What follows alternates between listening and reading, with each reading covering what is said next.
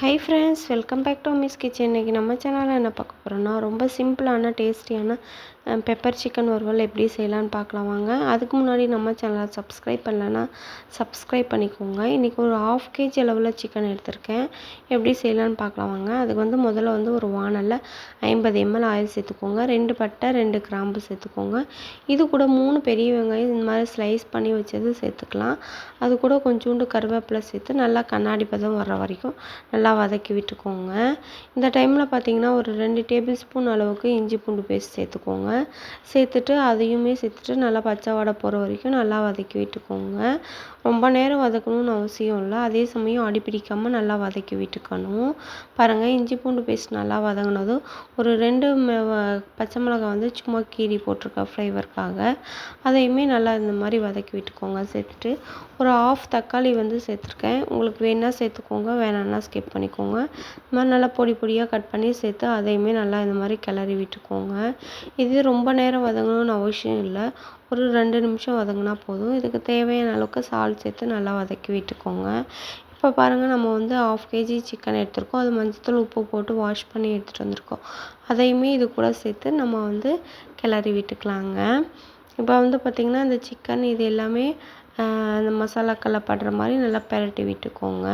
இப்போ 1 table spoon அளவுக்கு pepper பொடி சேர்த்துக்குறோங்க. மொத்தம் 3 டேபிள் ஸ்பூன் அளவுக்கு பெப்பர் பொடி தேவை. நான் ஃபஸ்ட்டு ஒரு 3 டேபிள் ஸ்பூன் சேர்த்து இது எல்லாத்தையும் நல்லா மிக்ஸ் பண்ணி விட்டுக்கோங்க. மிக்ஸ் பண்ணிவிட்டு ஒரு 2 மினிட்ஸ் நல்லா அந்த ஃப்ளேமில் கறியில் பிடிக்கிற மாதிரி வதக்கி விட்டுக்கோங்க. இப்போ பார்த்திங்கன்னா நல்லா வதங்கிடுச்சு. இந்த டைமில் உங்களுக்கு தேவையான அளவுக்கு தண்ணி சேர்த்து கறியை வேக வச்சுக்கலாம். தண்ணி இந்த கறி மூழ்கிற அளவுக்கு சேர்த்துக்கோங்க. அப்போ தான் நல்லா கறி வெந்து அந்த ஸ்பைஸியாக ஜூஸியாக கிடைக்கும். அதுக்காக தான்.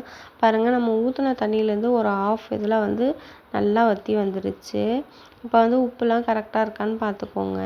இந்த மாதிரி நல்லா வற்றி வரட்டும். இன்னும் நல்லா ட்ரை ஆகணுங்க. பாருங்கள், இந்த அளவுக்கு இன்னும் ட்ரை ஆகிடுச்சு. இப்போ பார்த்திங்கன்னா நம்ம இன்னும் 2 டேபிள் ஸ்பூன் எடுத்து வச்சுருக்கிற பெப்பர் பொடியும் சேர்த்துக்கலாம். சேர்த்துட்டு நல்லா மிக்ஸ் பண்ணி விட்டுக்கோங்க. பாருங்கள், தண்ணி நல்லா வற்றி வந்துடுச்சு. சிக்கனும் நல்லா வெந்தும் வந்துடுச்சு.